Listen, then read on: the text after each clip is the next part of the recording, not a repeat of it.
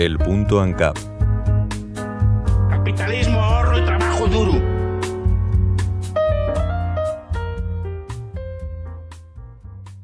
Hace algo más de una semana, Charlie Kirk fue asesinado. Una bala terminó con la vida de un padre, un esposo, un hijo, un ser humano. Un ser humano cuyo error fue tener una opinión diferente y hacer preguntas al respecto. Porque más allá de si estamos de acuerdo o no con las opiniones de Charlie Kirk, lo verdaderamente terrorífico fueron las reacciones a su asesinato. Tras conocerse la noticia en las redes, miles de personas reaccionaron dejando claro hasta qué punto la sociedad ha degenerado. Una sociedad que a cada día que pasa se muestra más obsesionada con exhibir su corrupción moral. Un ensalzamiento de lo peor del ser humano, la muerte de la dignidad. Charlie Kirk no pensaba lo correcto, así que naturalmente su asesinato fue celebrado como si se tratara de un acto de justicia cósmica. Se sucedieron las celebraciones y las justificaciones por parte de los fenotipos habituales, autoproclamados seguidores del amor, la tolerancia y la igualdad. Esa igualdad que solo prevalece si nuestras opiniones entran dentro del marco que ellos delimitan como democrático.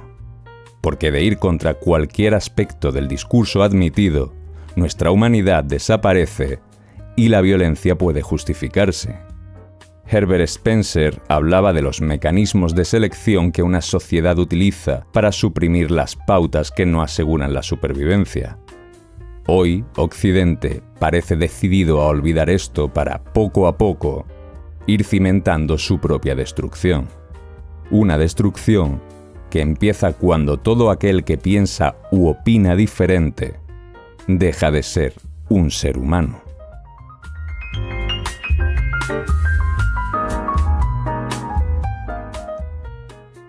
Determinar si fue antes la abdicación occidental como faro moral o el abandono del sentido común es inservible, pues lo uno va ligado a lo otro. Stanislav Andrewski, en su obra Las ciencias sociales como forma de brujería, apuntaba que la renuncia al uso de la razón es una prueba de devoción manifiesta, y que la no conformidad con cualquiera de los aspectos del marco de creencias en que nos encontremos puede provocar un punto final a la solidaridad del grupo para con nosotros. Esto, sumado al odio de la mayoría a escuchar aquello que podría obligarla a pensar nuevamente, ha hecho de Occidente un lupanar infecto de corrupción moral. La cultura woke, el marxismo cultural y la interseccionalidad han resultado en una sociedad emocionalmente infantilizada, un conjunto de personas que ven una amenaza en todo aquello que no le ríe las gracias o le da la razón. Las redes sociales, por su parte, lejos de fomentar el pensamiento crítico y las relaciones de fraternidad entre iguales, han desarrollado un clima de crispación y polarización sin precedentes. El anonimato y la creencia democrática de que todos debemos opinar de todo han ganado la batalla a la prudencia y la honestidad. Los más autoritarios se han encontrado con una religión secular que les permite ladrar y violentar ante todo lo diferente. Pero luego, envueltos en un halo de virtuosismo, se escudan en una supuesta superioridad moral para justificar la deshumanización del contrario. Occidente, incapaz de reconciliar su ideología con la realidad, lleva décadas anunciando su destrucción. Los derechos humanos se han convertido en una entelequia a la carta, un beneficio sujeto a la adhesión a ciertos dogmas. La dignidad ya no se presupone, se obtiene como un premio que se otorga a la obediencia ideológica. Dicho de otro modo, y haciendo referencia al youtuber UTBH, un tío blanco hetero, nuestros derechos se conceden si estamos a favor de lo bueno y en contra de lo malo. Categorías que, por supuesto, son dadas por aquellos que las definen. Y en contrapartida, quien no está en consonancia con sus ideas es considerado poco menos que un peligroso y violento extremista por el simple hecho de pensar diferente. Así, el sentido democrático y el valor de la vida se ven sustituidos por lo que es democrático o no. Los derechos naturales son despojados de su propio significado y se convierten en un carné de socio que solo se concede al que está a favor de lo que está dentro del marco.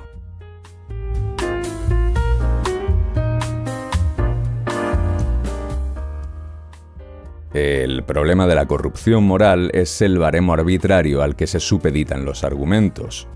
El caso de Charlie Kirk es un ejemplo brutal de esto. Uno de los argumentos más repetidos ante su asesinato fue que se trataba de justicia poética. El ferviente defensor de las armas había muerto precisamente por un arma. Como si la existencia o no de una ley que regule o prohíba el uso de las armas anulase la posibilidad de que alguien atente contra nuestra vida. Como si defender la segunda enmienda ya justificara ser asesinado. Pero la hipocresía y la perversión no acaban aquí. La gran ventaja del fenómeno woke es que nos permite ofendernos, justificar y dar visibilidad a lo que ocurre si ello suma para el carné de progresismo moral.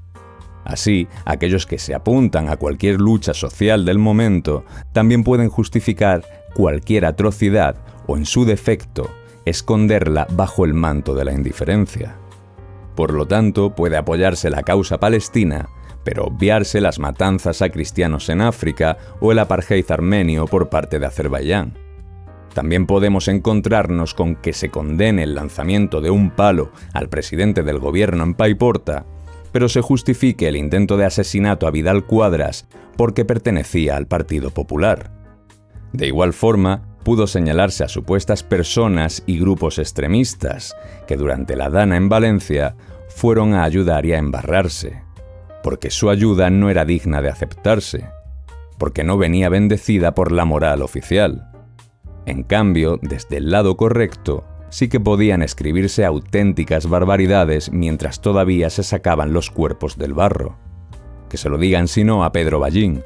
Habitual en las batallas desde el sofá, Ballín respondía lo siguiente a un desacuerdo que tuvo con un usuario valenciano a tenor de la Dana. «Eres valenciano, mete la cabeza en el váter y tira de la cadena. Se llama Dana doméstica. Lo vas a gozar». Y tras esto, el periódico La Vanguardia prescindió de Pedro Ballín, pero lo verdaderamente llamativo fue la ola de reacciones de apoyo al periodista. Porque no se trata de frenar lo imposible. Los idiotas hacen y dicen idioteces, y eso no se puede frenar.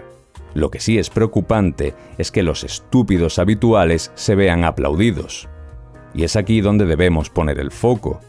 No puede parecernos normal que un presidente del gobierno sea el que anime a interferir violentamente en un evento deportivo, como hemos visto en la Vuelta Ciclista a España. Porque desde algunas coordenadas ideológicas, la violencia ya no se reconoce como barbarie, sino como justicia redentora que debe celebrarse. La intolerancia ya no es odio, sino defensa de la igualdad. Y el asesinato, si lo sufre quien no estaba correctamente posicionado, una liberación colectiva frente al mal que representaba esa persona. Asimismo, debemos recordar algo. Los violentos son violentos profesen la ideología que profesen, al igual que los hipócritas. Y una labor de una sociedad civil sana debería ser señalar eso. Actualmente, una gran parte de la izquierda cultural es incapaz de señalar los excesos de los suyos. Vemos en las redes que la violencia propia empieza a justificarse como una exaltación del virtuosismo. Virtuosismo que compartía orgulloso la barbarie de los suyos en historias de Instagram, pero permanecía inmóvil mientras Irina Saruska se desangraba tras haber sido atacada. Y es que, a diferencia del asesinato de Irina Saruska, el de Charlie Kirk sí podía utilizarse políticamente para la religión de la moral igualitarista. Pero lo que une a ambos asesinatos y sus reacciones es que son producto de una sociedad infecta que ha claudicado ante la barbarie.